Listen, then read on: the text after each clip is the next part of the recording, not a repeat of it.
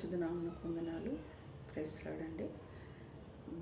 దేవుని వాక్యము కొన్ని మాటలు మనం చెప్పుకున్నందుకు ప్రార్థించుకుందామండి. పరిశుద్ధమైన ప్రేమ గల తండ్రి, జీవంగల దేవ స్తోత్రాలు.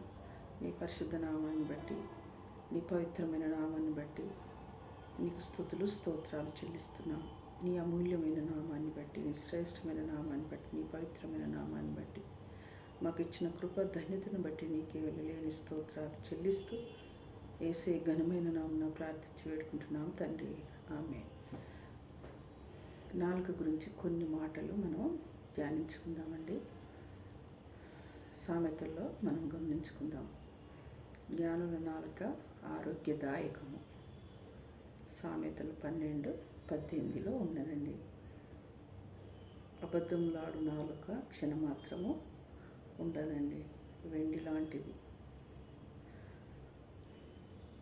12వ అధ్యాయం 19వ వచనంలో ఉన్నదండి. నీతిమంతుల నాలుక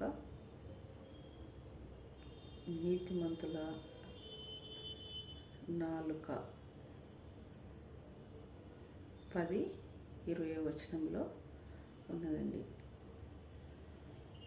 అలాగనే ఇంకో మాట కూడా మనం సాత్వికమైన నాలుక జీవవృక్షములండి.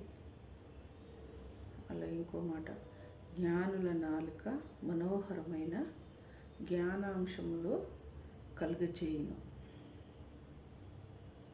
జీవ మరణములు వశము. నాలుక భద్రముగా చేయువాడు శ్రమలో నుండి తన ప్రాణమును కాపాడుకును. దేవునికి వందనాలు. ఈ కొద్ది మాటలు చెప్పుచూ నేను ముగిస్తున్నాను.